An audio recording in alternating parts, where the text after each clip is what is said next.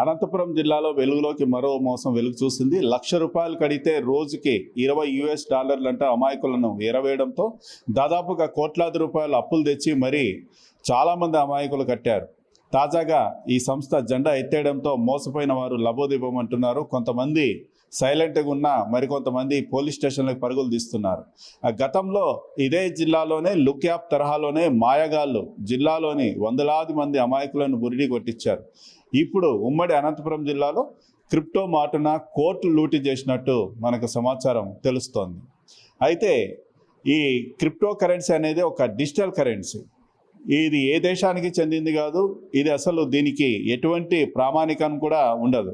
దీనికి అసలు ఏ నియంత్రణ సంస్థ పరిధిలోకి కూడా రాదు.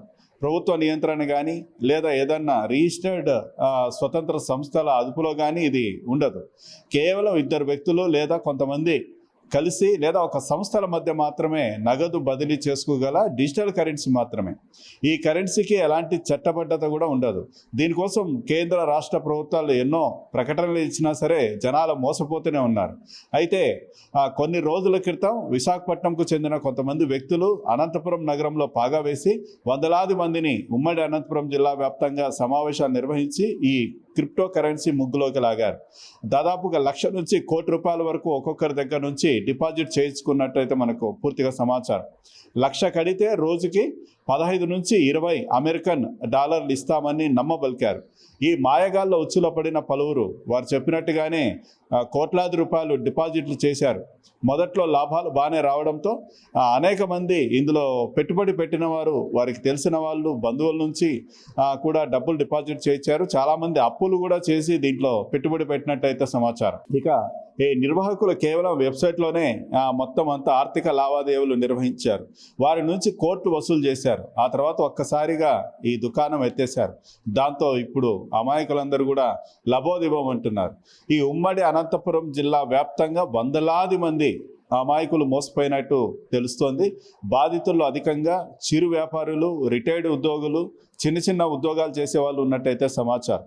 ఈ క్రిప్టో కరెన్సీలో పెట్టుబడి పడితే డాలర్లలో సంపాదన ఉంటుందన్న ఆశ ఈ మధ్యతరగతి ప్రజల్ని బాగా ఆకర్షించింది. దాంతో చాలామంది అప్పో చేసి బంగారు నగలు తాకట్టు పెట్టి తీసుకొచ్చి కూడా దీంట్లో పెట్టుబడి పెట్టినట్టయితే తెలుస్తోంది.